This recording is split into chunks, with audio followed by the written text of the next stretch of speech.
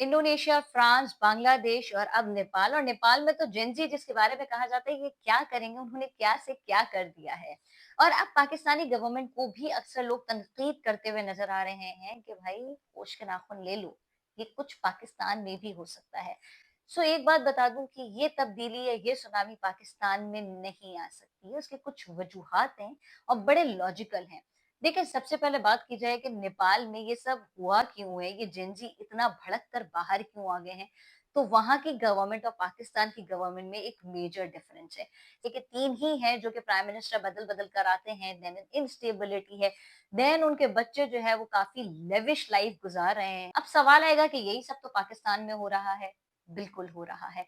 लेकिन वहाँ की गवर्नमेंट एपैथेटिक के साथ-साथ एरोगेंट भी है, जबकि यहाँ की गवर्नमेंट जब पाकिस्तानी नौजवानों को तहश आया है, लोगों ने अपने हक के लिए आवाज़ उठाना शुरू की है, जब लोगों ने बाहर निकल के इस बात को क्लियर करने की कोशिश की कि हमारे साथ नाइंसाफ़ी हो रही है, तब हमारी गवर्नमेंट ने लॉलीपॉप हमारे मुँह में डाल दिए हैं। जैसे कि लैपटॉप हो गया, स्कूटीज़ हो गई, इलेक्ट्रिक बाइक्स हो गई, बसेस हो गई, रोड हो गए, कुछ कार्ड्स हो गए और दीगर इसी तरह की चीजें कि जिन्होंने हमें बार-बार बिठा दिया।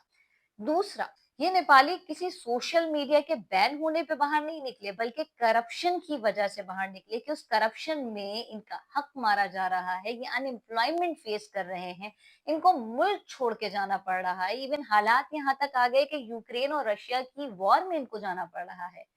जबकि पाकिस्तान कभी भी करप्शन के लिए बाहर निकला ही नहीं। वो जब निकला, अपने लीडर की आइडियोलॉजी को फॉलो करते हुए निकला। हमें लीडर ने कहा कि अच्छा भाई करप्शन होती है, हमें इनसाइट उसने दी, हम उसके लिए निकले हैं।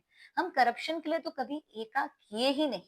बेचारे कायदे आजम ने यूनिटी का सिर्फ जिक्र किया था, नेपालियों ने करके दिखा दिया। हाँ, इस एके में बहुत सारे अपॉर्चुनिस्टिक्स भी आए कि जिन्होंने गवर्नमेंट ऑफिशियल को भी जलाया, वहां के रिकॉर्ड्स भी खत्म किया और बहुत सारे मासूमों की जान भी गई। लेकिन इसका फायदा ये हुआ कि 9 सितंबर को उस करप्ट प्राइम मिनिस्टर ने इस्तीफा दे दिया। लेकिन पाकिस्तान में इस एके की बात करूं, मुमकिन नहीं, क्योंकि मेरी तो 9 टू 5 जॉब है, उसका यूट्यूब चैनल चल रहा है। मैं शायद अपने बेटे को कभी जाने ही ना दूं, क्योंकि मुझे तो रेट से डर लगता है कि मेरे ऊपर दिफाएं लग जाएंगी, तो कभी मेरे बुजुर्ग माँ बाप को सफर करना पड़ेगा, तो कभी मेरे 4 साल के बच्चे को जान की बाजी हारनी पड़ेगी। तो ये सब सोचकर मैं बैठ जाती हूँ और उस लॉलीपॉप को एंजॉय करती हूँ।